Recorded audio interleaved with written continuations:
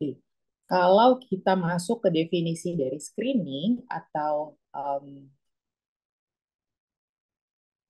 pemeriksaan tanpa ada gejala gitu ya, prinsipnya adalah kita menilai atau kita melakukan pemeriksaan dengan tujuan kita cari tahu nih ada masalah apa di badan kita nggak ya sebelum sebelum kita ada keluhan sebenarnya. Jadi misalnya nggak mau kan gue nggak ada keluhan ini nggak ada keluhan itu gitu ya. Tapi kenapa sih kita tetap perlu screening? Nah sebenarnya ini strategi yang bagus nih buat teman-teman juga lakuin sebagai tindakan pencegahan atau jadinya teman-teman jadi yakin gitu kalau fungsi tubuh kita tuh sebenarnya baik sesuai dengan yang kita rasain.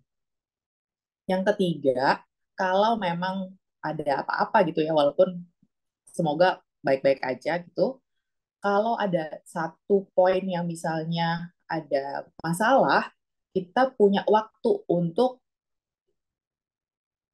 memperbaiki gaya hidup, atau kita bisa minum obat gitu ya. Pokoknya kita punya waktu untuk bertindak. Keempat, yang terakhir, kita jadi tahu tuh kalau ada penyakit lebih awal sehingga diobatinnya juga lebih mudah gitu. Nah, ada dua nih yang kita perlu bedain gitu ya, screening dengan diagnosis. Kalau screening yang kita omongin sekarang itu adalah pemeriksaan tanpa atau sebelum kita ada gejala apa-apa. Biasanya kita lakuin di check up berkala dan kita lakuin mulai dari dini. Misalnya kan saya umurnya masih 20-an nih, masih bagus lah semuanya, jadi belum perlu apa-apa. Tapi ternyata tetap perlu screening yang pertama. Selain kita deteksi dini tadi yang di slide sebelumnya, kita jadi yakin nih kalau emang badan kita tuh tetap emang oke sesuai dengan perasaan. Nah, lawannya screening adalah diagnosis. Nah, diagnosis ini setelah muncul masalah, terus kita berobat, kita diperiksa, pemeriksaan yang sama, pemeriksaan lab gitu misalnya, tapi yang kita cari itu penyakitnya, terus penyebabnya, dan diobatin. Gitu. Jadi dari definisinya aja kayaknya kita lebih pengen kita screening gitu ya, walaupun kita periksa tapi sebenarnya nggak ada apa-apa. Nah, ini dari tadi saya udah berulang-ulang nih, tapi dok saya nggak ada gejala apa-apa. Kalau kita cari-cari lagi gitu ya, banyak banget berita, mungkin ini nggak cuma di luar negeri, yang tampil di sini mungkin ya kebanyakan di luar gitu ya, tapi nggak juga gitu, yang nggak tampil di sini juga di dalam juga banyak gitu. Jadi kayak tensi kita bisa nggak ngerasain apa-apa, tiba-tiba ada keluhan dan berat gitu ya. Itu tensi. Terus diabetes, gula darah. Itu udah muncul nih di CNBC Indonesia bahwa diabetes mellitus nggak cuma di US aja, tapi di Indonesia juga udah mulai nih menjadi satu masalah juga yang diem-diem tuh bikin gejalanya berat. Kemudian uh, gejala ovarian cancer atau kanker ovarian atau kanker sel kandung telur untuk perempuan-perempuan.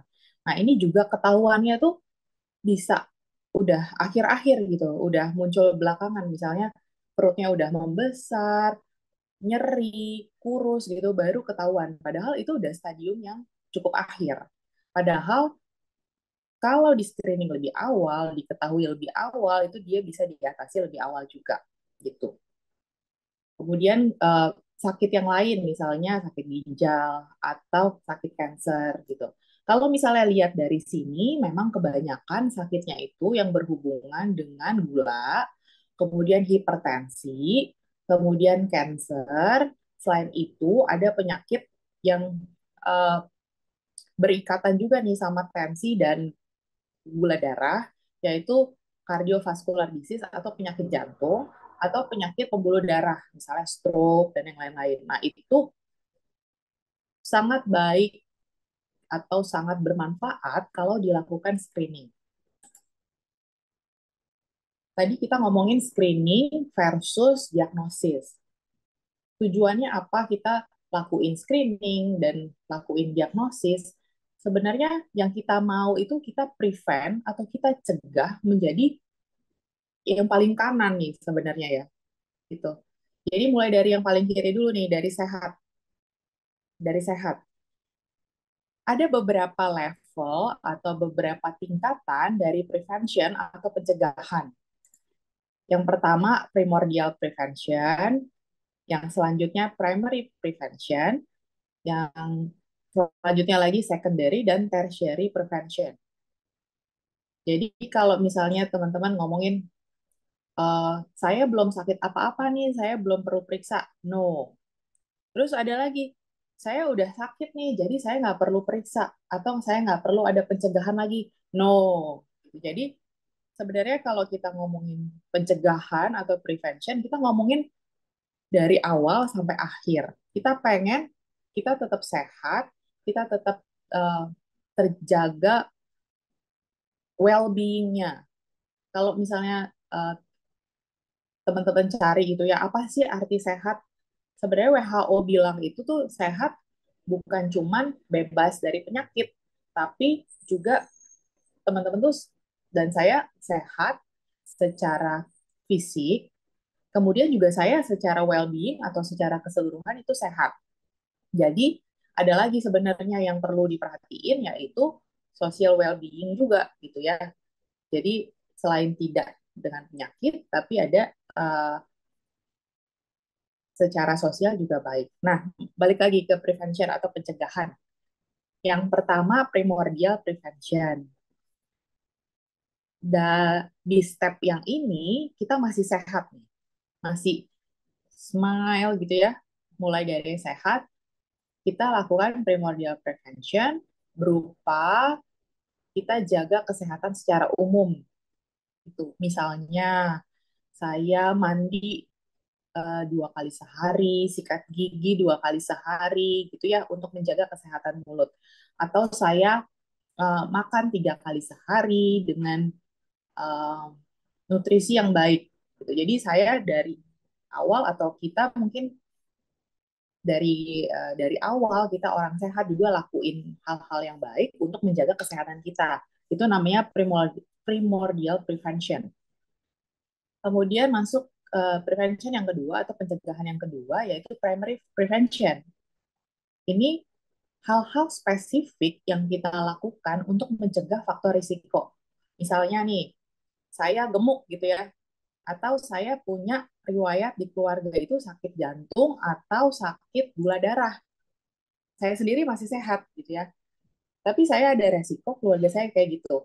Jadi saya secara sadar mengurangi uh, makan makanan yang tinggi garam, kemudian nutrisi atau makannya teratur dengan nutrisi yang baik. Kemudian kalau saya gemuk, saya turunkan berat badan. Nah, itu primary prevention. Jadi lebih spesifik atau lebih detail dari primordial prevention. Masuk ke prevention yang selanjutnya yaitu secondary prevention. Nah, ini udah mulai nih awal sakit nih. Awal sakit. Jadi udah ada sakitnya tapi belum dirasain. Nah, di sini screening berfungsi. Sebenarnya screening juga bisa berfungsi dari primary prevention dan secondary prevention ya. Gitu. Tapi di secondary prevention ini perasaan masih sehat, tapi belum diobatin. Gitu. Jadi kita obatin, identifikasi dulu masalahnya, terus diobatin lebih awal. Jadinya hasilnya lebih baik, lebih sehat. Kalau udah keburu sakit gitu ya, masuk ke tertiary prevention. Tujuannya apa? Tertiary prevention yaitu tujuannya mencegah komplikasi dan disabilitas. Misalnya nih, eh, kakek atau ayah atau ibu atau keluarga gitu ya sudah terlanjur ada diabetes, hipertensi, itu sudah pernah serangan jantung. Terus masih bisa nggak kita prevent? Iya, masih bisa. Kita prevent supaya nggak serangan lagi yang pertama. Kita prevent atau kita jaga, kita cegah supaya fungsi jantungnya tetap baik. Nah, itu tetap bisa dilakuin gitu. Tapi kalau buat kita-kita nih yang masih muda gitu ya, umur 30-an, 20-an, 30-an, di mana sih screening itu berfungsi? Ini berfungsi di hijau dan biru. Tuh. Gitu ya. Jadi jangan sampai lah ini masuk ke orange. Gitu. Jadi ini sangat berguna nih si screening itu supaya nggak makin ke kanan sebenarnya. Ya, jadi kita pertanyaan lagi nih ke diri kita. Kita pengennya tuh lakuin prevention yang mana sih? Ya, teman-teman pengennya prevention yang mana nih? Kalau saya sih eh, pengen mulai dari yang primary prevention ya. Jadi saya tahu dulu saya ada resiko apa walaupun belum sakit, tapi saya bisa jaga. Ini contohnya. Tadi kita udah sebut sedikit, sedikit contohnya. Ini ada contoh lain gitu ya. Saya ulangi sedikit. Untuk yang primordial prevention, ini dia mencegah adanya risk factor. Misalnya, ya sebelum merokok, karena kita tahu merokok itu adalah beberapa faktor resiko terhadap beberapa penyakit gitu ya. Kita cegah supaya tidak mulai merokok itu. Jadi primordial preventionnya bisa start dari sebelum ada faktor resiko sebenarnya. Kita nggak ada masalah apa-apa, kita makannya betul, kita olahraga, kita uh, tidur cukup gitu ya, itu primordial prevention. Primary prevention tadi mencegah supaya tidak menjadi satu penyakit gitu ya. Dari hasil MCU ketahuan nih beratnya lebih, ya udah diturunin. Ketahuan kalau misalnya ada uh, sakit gigi gitu misalnya ya, ya diperbaiki gitu. Kemudian secondary prevention ini early diagnosis atau diagnosis awal dan terapi yang betul. Tertiary prevention ini mengurangi angka kematian dan juga beratnya penyakit. Jadi again, sekali lagi screening kita bisa berfungsi mulai dari primary prevention, jangan sampai udah sakit gitu ya. Nah, apa aja sih yang biasanya diperiksa pada saat kita check up, medical check up atau ada check up tahunan gitu ya. Yang biasanya diperiksa adalah tinggi badan, berat badan untuk tahu tadi ya status BMI atau indeks massa tubuhnya berapa.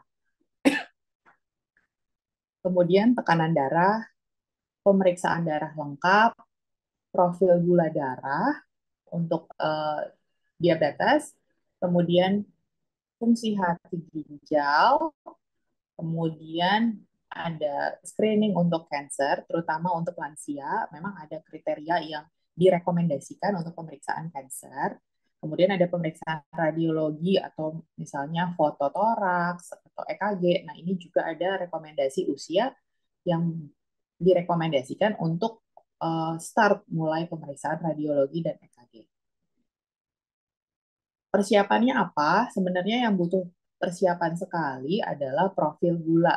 Selain profil gula, ini ada profil lemak juga ya. Profil lemak tuh uh, kolesterol, kemudian trigliserid, kemudian kalau teman-teman dengar tuh ada lemak baik gitu ya, HDL. Nah, itu profil lemak.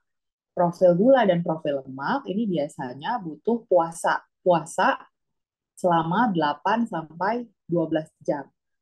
Kalau misalnya teman-teman tanya, kalau misalnya lebih dari 12 jam gimana? Saya nggak saran. Kenapa? Karena kalau sudah lama gitu ya, 24 jam, itu ada metabolisme lain tuh yang terjadi dalam tubuh kita. Kita lemak-lemak dalam tubuh kita tuh dipecah sehingga gula darah di tubuh kita nih kelihatannya naik, padahal kita lagi puasa gitu. Jadi ada false positif.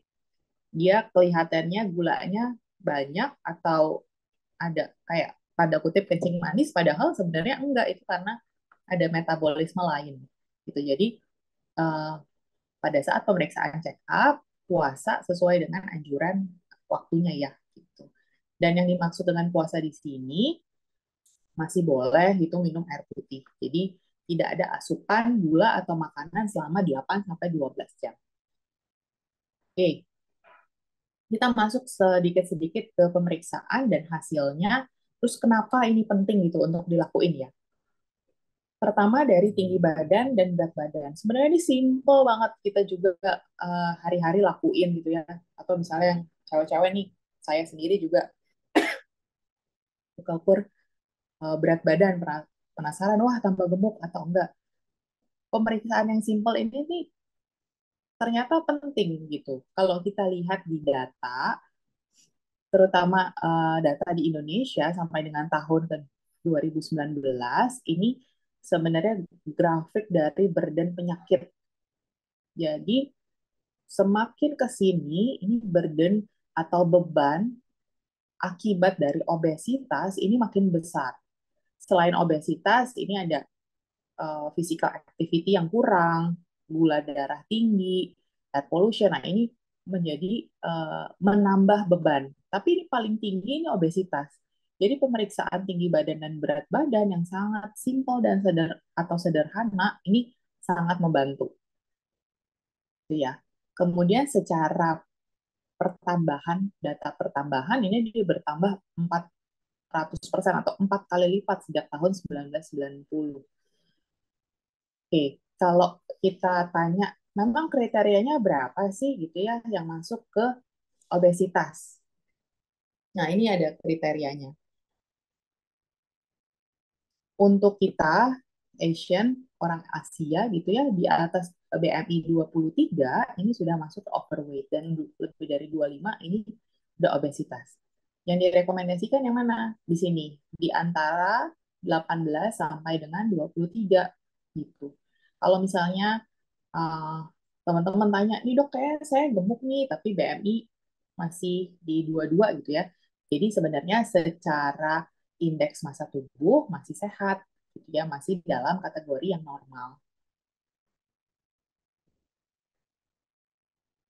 Kemudian pemeriksaan yang kedua adalah pemeriksaan gula darah. Untuk apa kita tahu nih?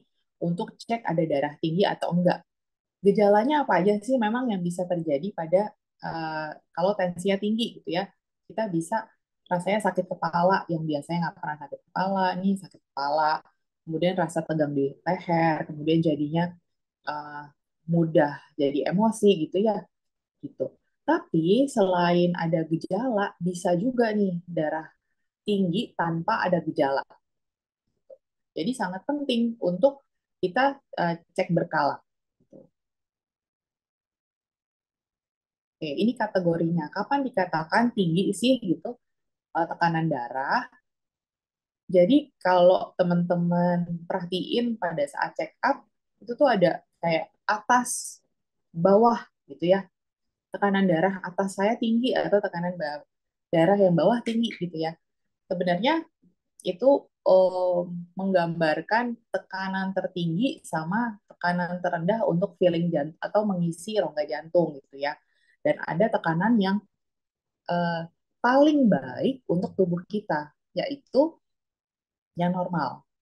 Jadi yang bagian atasnya kurang dari 130 dan bawahnya kurang dari 85 gitu. Nah, kalau kita udah tahu tekanan darah kita gimana gitu ya, kita lihat lagi nih, ada faktor resiko lain nggak ya yang kita punya? Misalnya keluarga saya darah tinggi, kemudian ada yang meninggal karena stroke atau ada yang meninggal karena serangan jantung gitu ya. Jadi eh, masuk lagi ke bagian faktor resiko di sini. Semakin banyak resikonya dan semakin tinggi tekanan darahnya, nah ini risiko dari resiko yang kita punya ini makin tinggi. Gitu. Yang paling baik apa? Kita uh, nggak ada penyakit yang lain, gitu ya, nggak pernah serangan jantung, nggak punya penyakit yang lain, kemudian kategori tekanan darahnya normal. Nah, ini faktor resikonya rendah. Nah, terus ada pertanyaan lagi, dok, saya pernah tuh tekanan darah saya tinggi, tapi cuma 1 kali, gitu ya. Perlu hati-hati juga untuk diagnosisnya. Jadi yang direkomendasikan adalah ulang lagi 2-3 kali dalam 1 sampai 4 minggu, gitu ya. Diulang apakah tekanan darahnya ini tetap tinggi atau enggak. Kemudian diatur apakah sudah tidur cukup atau belum, kemudian pola makannya cukup atau belum, kemudian ada habis olahraga berat atau tidak. Nah, itu dikontrol, kemudian diulang lagi pemeriksaannya. Kecuali tekanan darahnya yang atas lebih dari 180 dan yang bawah lebih dari 110. Nah, itu sudah tanda-tanda kita harus obatin cepat gitu atau dapat perhatian yang lebih gitu. Atau tekanan darah berapapun, kemudian ada tanda dari uh, cerebrovascular disease atau ada stroke atau ada sakit jantung. Nah, itu tekanan darah berapapun kalau misalnya ada stroke, nah itu harus diperhatiin juga gitu ya. Tapi saya rasa untuk kita, untuk teman-teman di sini yang masih muda-muda gitu ya, yang perlu kita jaga adalah supaya nilainya tetap normal, kemudian faktor resiko yang lain juga dijaga. Oke, kemudian yang ketiga nih, pemeriksaan gula darah berhubungan dengan diabetes dan akibatnya. Nah, ini kalau kita lihat, balik lagi ini ke data Indonesia, beban penyakit di Indonesia, nih, paling tinggi itu cardiovascular disease. Tapi balik lagi ya, cardiovascular disease ini bisa dipengaruhi sama hipertensi, gula darah, kebiasaan merokok, dan yang lain-lain gitu ya. Kemudian nomor dua, cancer, nomor tiga, diabetes. Jadi poin satu, dua, tiga sebenarnya ini bisa dilakukan atau bisa dicegah keparahannya dengan screening atau medical check-up. Oke, diabetes sendiri sebenarnya dimulai dari genetik, tapi tapi kalau kita lihat lagi gitu ya, lebih dari 50% diabetes yang sekarang ini dipengaruhi oleh gaya hidup yang kurang. Yes, memang awalnya ada faktor genetik gitu ya, tapi yang lebih besar sekarang adalah karena gaya hidup yang kurang sehingga angka diabetes di kita makin besar. Konsekuensi jangka panjangnya dari diabetes, tadi kita udah bahas sedikit-sedikit, dia bisa mengarah ke kerusakan jantung, kerusakan ginjal, kerusakan hati, atau kerusakan indera yang lain, misalnya mata gitu ya. Jadi ada penyakit-penyakit mata yang menjadi komplikasi dari diabetes dan juga hipertensi. Oke. Nah, kalau teman-teman tanya, memang berapa sih yang masuk gitu ya ke kriteria diabetes? Kalau pada saat teman-teman check up terus periksanya HbA1c, ini boleh pakai angka yang ada di sini. Ya, tapi hati-hati, lihat lagi ke angka rujukan dari lab masing-masing gitu. Tapi secara umum di Indonesia kita pakai angka ini. Kalau misalnya pada saat mini MCU atau pemeriksaan gula darah sewaktu tanpa HbA1c, teman-teman bisa pakai angka yang ada di tengah ini. Gula gula darah pada saat puasa kalau masuknya diabetes itu kalau lebih dari 126. Kalau habis makan atau 2 jam setelah makan yang masuk ke diabetes ini kalau gula darahnya 200 lebih dari 200 miligram per desiliter. Jadi lebih dari 200. Kalau puasa lebih dari 126 gitu. Oke, yang keempat, tadi di awal banget saya bilang bahwa screening ini sangat berguna terutama di cerebrovascular disease, sakit jantung, stroke dan yang lain-lain. Yang kedua, cancer. Untuk wanita, cancer yang sering dan bisa kita lakukan screening adalah breast cancer atau kanker payudara, kemudian kanker cervix, kemudian kanker kolorektal atau uh, saluran cerna. Untuk pria, mulai dari yang paling sering adalah kanker prostat, kemudian kolorektal atau saluran cerna, kemudian kanker paru, gitu. Untuk screening cancer, terutama direkomendasikan untuk orang-orang yang sudah berusia lanjut atau memiliki riwayat kanker dalam keluarga. gitu. Jadi semakin kalau misalnya ada riwayat dalam keluarga, jadi screeningnya bisa dilakukan lebih awal dari uh, usia yang dianjurkan. Misalnya kalau pada colorectal cancer atau pada kanker kolon itu, kalau usianya udah di atas uh, 40 tahun gitu ya, itu wajib pemeriksaan colorectal cancer. Tapi misalnya ada riwayat di keluarga masih muda ada kanker usus gitu ya. Nah, itu bisa dilakukan screening lebih awal. Untuk data sendiri di Indonesia, kalau kita ngomongin cancer, kematian karena kanker, paling sering itu yang pertama karena kanker di paru dan saluran nafas. Angkanya sangat tinggi. Kemudian lanjut ke saluran cerna, kemudian lanjut ke payudara. Ya, memang berarti paling tinggi ini kanker paru dan saluran nafas. Oke, untuk screening kanker apa aja yang dilakuin? Tadi paling sering ini ya, uh, yang kejadiannya paling sering dan bisa kita screening adalah yang 3 poin dan 3 poin ini. Jadi biasanya yang dilakukan adalah kolonoskopi atau PSA prostat kalau pada pria ya. Kolonoskopi ini apa? Kolonoskopi ini jadi dimasukin teropong dari anus gitu ya untuk lihat kondisi usus besarnya bagaimana. Persiapan yang dilakukan puasa dan ada persiapan untuk mengosongkan usus supaya lebih baik gitu bisa dilihat lebih baik. Kemudian pemeriksaan yang kedua adalah PSA prostat. Nah, ini ada persiapan juga yang dilakukan sebelumnya. Kemudian metode screening kanker tadi kolonoskopi dan PSA prinsipnya adalah dilakukan pemeriksaan radiologi, bisa X-ray atau foto, bisa USG, bisa juga CT scan gitu. Pemeriksaan lain yang perlu teman-teman juga ingat gitu ya. Jadi kita perlu tetap tenang, nggak apa-apa, kita lakukan screening aja, tidak perlu takut untuk hasilnya. Lebih baik untuk menemukan penyakit di sekarang ini lebih dini, lebih awal daripada baru ditemukan pada saat bergejala gitu. Nah, sampai sini mungkin boleh kalau ada pertanyaan dulu.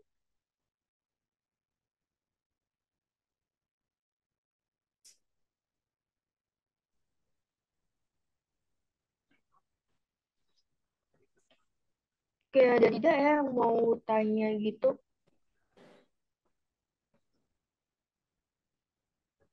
Oke, kalau belum ada saya lanjut lagi nih. Ya, dilanjut dulu aja depan. Oke, tadi kita ngomongin eh, screeningnya bisa dilakuin, apa sih yang bisa dilakuin gitu ya.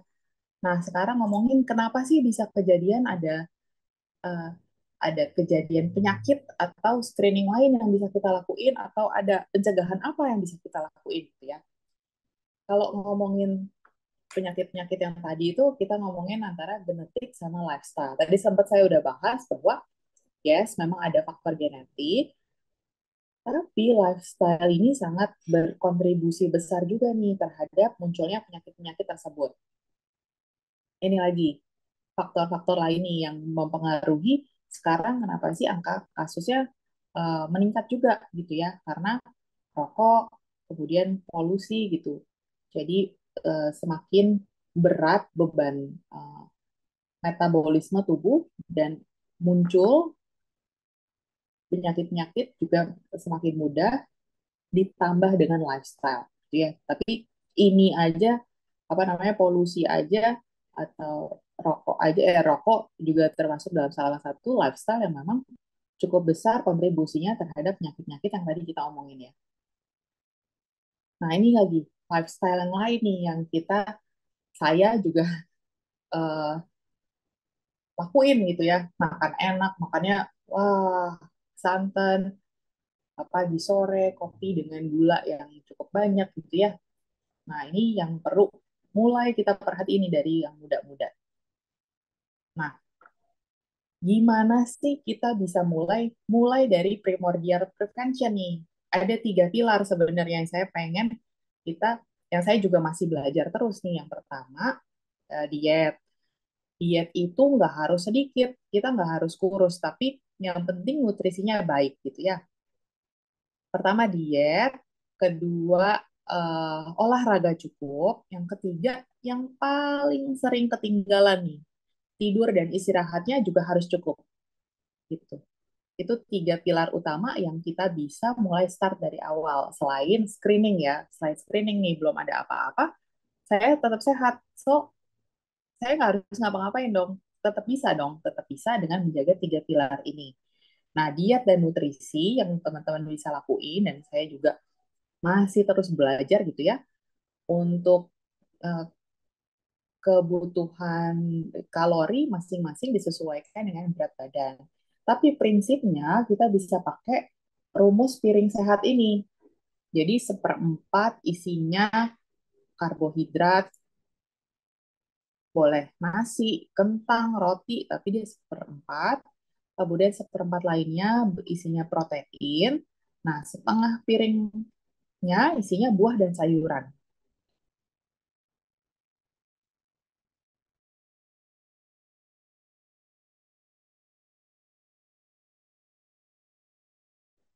Pilar yang kedua yaitu aktivitas fisik atau olahraga. Nah, yang dimaksud dengan aktivitas fisik ini apa sih gitu ya? Jadi, physical activity ini merujuk pada semua gerakan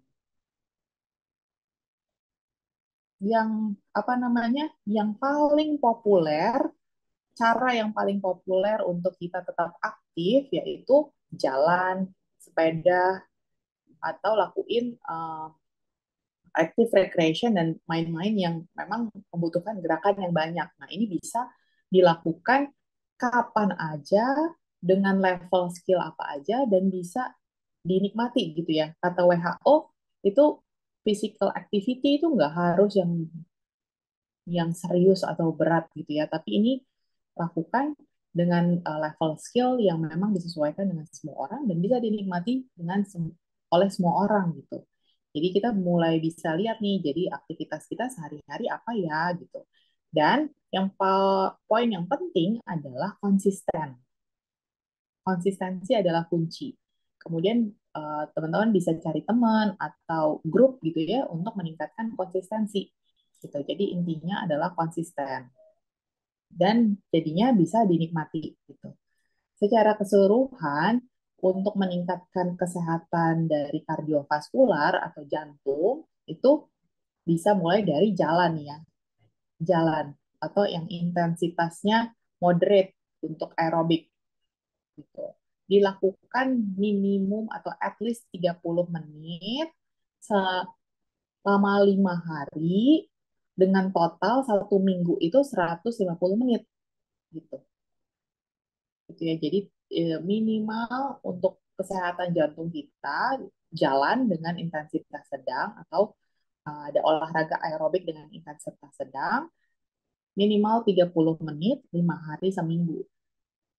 Nah, atau ada high intensity aerobik gitu ya, lari misalnya at least 25 menit 3 hari seminggu gitu. Atau kalau total-total 75 menit lah seminggu. Gitu. Ini untuk uh, aerobik yang lebih berat gitu ya, lebih higher intensity aerobik. Nah, kalau teman-teman ada high intensity training yang lain atau ada uh, moderate high intensity yang melibatkan muscle strengthening, jadi latihan otot gitu ya, teman-teman bisa lakuin at least 2 kali seminggu gitu untuk menambah benefit dari kesehatannya. Tapi kalau yang ini nggak dilakuin gimana? Nggak apa-apa. Yang penting lakuin yang atas dulu nih, yang atas dulu, yang aerobic activity. Baru nanti teman-teman bisa tambahin untuk menambah benefit kesehatan gitu. Nah, spesifik mungkin ini belum cocok ya untuk kita gitu ya. Tapi kalau misalnya kita butuh untuk menurunkan tekanan darah dan kolesterol, yang bisa kita lakuin adalah rata-rata 40 menit kita lakuin moderate to vigorous intensity dari aerobic activity. Gitu. Jadi kalau misalnya mau turunin hipertensi dan kolesterol yang dilakuin ya aerobic activity gitu ya. Jadi jalan atau lari. Itu yang mau yang dibutuhkan adalah kegiatan aerobik 40 menit at least 3 sampai 4 uh, kali seminggu gitu. Gitu ya. Jadi hmm, bisa dipilih nih yang mana yang bisa saya nikmati ya gitu. Yang mana yang bisa saya lakuin dulu ya. Misalnya jalan dulu deh 30 menit setiap hari Senin sampai Jumat gitu. 30 menit setiap hari. Yang penting konsisten. Oke. Kemudian kalau tanya lebih penting mana sih aerobik sama resisten latihan otot gitu ya. Nah, keduanya ini sebenarnya penting. Kalau aerobik itu tujuannya melatih jantung dan paru. Dilatihnya perlahan-lahan, jadi start slow. Untuk resistensi ini untuk mempertahankan fungsi otot, kekuatan otot, nah, fokus pada beban gitu. Tapi balik lagi ya, kalau memang ada hipertensi, kolesterol yang dianjurkan adalah aerobic activity dulu. Tapi keduanya ini baik. Oke, ini yang terakhir, pilar terakhir yang sering kali kita lupa adalah istirahat atau tidur. Nah, untuk usia kita di 20-an, 30-an ini berapa jam sih yang dibutuhkan atau yang direkomendasikan? Yang direkomendasikan adalah 7 sampai 9 jam. Itu ya. 7 sampai 9 jam adalah istirahat yang cukup untuk mengembalikan metabolisme kita. Gitu. Take home message dari sesi kita hari ini adalah banyak penyakit yang silent atau diem-diem tuh ada dan tiba-tiba berat gitu ya. Kemudian hal ini bukan cuman karena genetik, tapi lebih banyak karena gaya hidup yang berubah sekarang. Pemeriksaan kesehatan rutin ini penting, bisa mencegah terjadinya penyakit, bisa mencegah juga terjadinya penyakit menjadi lebih berat. Yang terakhir, tapi the last but not the least adalah kita perlu pertahankan gaya hidup yang sehat. Gitu. Oke, mungkin ini saja. Silakan kalau teman-teman ada pertanyaan.